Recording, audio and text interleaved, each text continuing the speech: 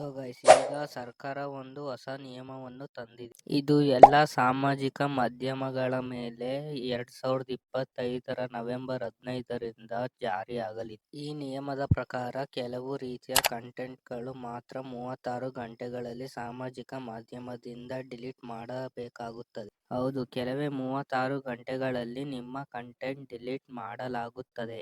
ಇದು ಹೊಸ IT rule ಆಗಿದೆ. ಸರ್ಕಾರದ ಪರದಿಂದ ಬಂದಿದೆ ಮತ್ತು ಇದು ಎಲ್ಲಾ ಸೋಷಿಯಲ್ ಮೀಡಿಯಾಗೆ ಅನ್ವಯಿಸುತ್ತದೆ. ಯೂಟ್ಯೂಬ್, ಫೇಸ್ಬುಕ್, ಟ್ವಿಟರ್ ಎಲ್ಲದಕ್ಕೂ ಜಾರಿ ಆಗುತ್ತದೆ. ಹಾಗಾದರೆ ಯೂಟ್ಯೂಬ್ ನಲ್ಲಿ ಇದು ಹೇಗೆ ಕೆಲಸ ಮಾಡುತ್ತದೆ ಅನ್ನೋದನ್ನ ನಾವು ಈ ವಿಡಿಯೋದಲ್ಲಿ ಚರ್ಚಿಸೋಣ. ಪ್ರತಿಯೊಂದು ಕ್ರಿಯೇಟರ್ಗೂ ಈ ನಿಯಮದ ಬಗ್ಗೆ ತಿಳಿದಿರಬೇಕು ತುಂಬಾ ಅಗತ್ಯ. ಆದ್ದರಿಂದ ವಿಡಿಯೋವನ್ನು ಕೊನೆವರೆಗೂ ನೋಡಿ. ಇಷ್ಟವಾದರೆ ಲೈಕ್ ಮಾಡಿ, ಚಾನಲ್ಗೂ ಸಬ್ಸ್ಕ್ರೈಬ್ ಮಾಡಿ, ಏಕೆಂದರೆ ಇಂತಹ ವಿಡಿಯೋಸ್ಗಳನ್ನು ನಾನು ನಿಮಗಾಗಿ ಯಾವಾಗಲೂ ಮಾಡುತ್ತಿರುತ್ತೇನೆ. ಈ ಹೊಸ ನಿಯಮ ಐಟಿ ರೂಲ್ 2021ರಲ್ಲೇ ಅಮೆಂಡ್ಮೆಂಟ್ ಆಗಿದೆ. 2025ರಲ್ಲಿ ಪರೀಕ್ಷಣೆ ಮಾಡಲಾಗಿದೆ. ಹಿಂದೆ ಏನಿತ್ತು ಅಂದರೆ ಫೇಕ್ ನ್ಯೂಸ್, ರಾಷ್ಟ್ರೀಯ ಭದ್ರತೆ, ಧಾರ್ಮಿಕ ಸಮುದಾಯದ ವಿರುದ್ಧ ದ್ವೇಷಭರಿತ ವಿಷಯ ಅಥವಾ ಯಾರದೊಬ್ಬರ ಹಕ್ಕು ಉಲ್ಲಂಘನೆ ಇಂತಹ ಕಮೆಂಟ್ ಇದ್ದರೆ ಸರ್ಕಾರ ಸೋಷಿಯಲ್ ಮೀಡಿಯಾಗೆ ವರದಿ ಮಾಡುತ್ತಿತ್ತು ಮತ್ತು ಯೂಟ್ಯೂಬ್ ಅಥವಾ ಫೇಸ್ಬುಕ್ ಮುಂತಾದ ಪ್ಲಾಟ್ಫಾರ್ಮ್ಗಳು ಅದನ್ನು ಡಿಲೀಟ್ ಮಾಡಬೇಕಾಗುತ್ತಿತ್ತು.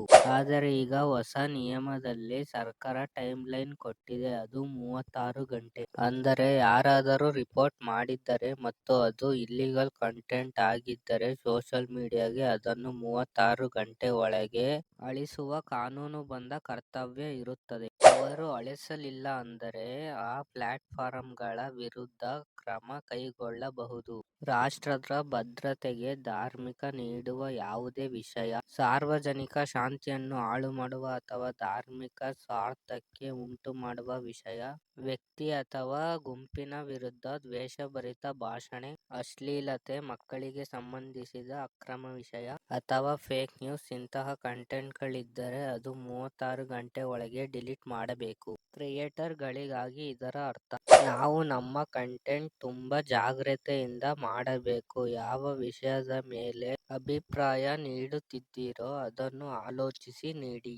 ಸರ್ಕಾರದ ಅಥವಾ ರಾಜ್ಯ ಸರ್ಕಾರದ ವಿರುದ್ಧ ವಿಷಯ ಬಂದರೆ ಅದನ್ನು ಕ್ರಮ ಎಂದು ಪರಿಗಣಿಸುವ ಸಾಧ್ಯತೆ ಇದೆ. ಹೀಗಾಗಿ ನಮ್ಮ ಫ್ರೀಡಮ್ ಆಫ್ ಸ್ಪೀಚ್ ಮೇಲೆ ಕೆಲವು ನಿರ್ಬಂಧಗಳು ಬರುವ ಸಾಧ್ಯತೆ ಇದೆ. ನಿಮ್ಮ ಅಭಿಪ್ರಾಯವನ್ನು ಕಾಮೆಂಟ್ ಸೆಕ್ಷನ್ ಅಲ್ಲಿ ತಿಳಿಸಿ.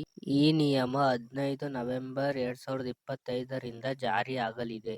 ನಾನು ಸಾಧ್ಯವಾದಷ್ಟು ಸ್ಪಷ್ಟವಾಗಿ ನಿಮಗೆ ವಿವರಿಸಿದ್ದೇನೆ. ವಿಡಿಯೋ ನಿಮಗೆ ಉಪಯುಕ್ತವಾಗಿದ್ದರೆ ಲೈಕ್ ಮಾಡಿ, ಸಬ್ಸ್ಕ್ರೈಬ್ ಮಾಡಿ. ಮುಂದಿನ ವಿಡಿಯೋದಲ್ಲಿ ಮತ್ತೆ ಸಿಗೋಣ. ಬಾಯ್.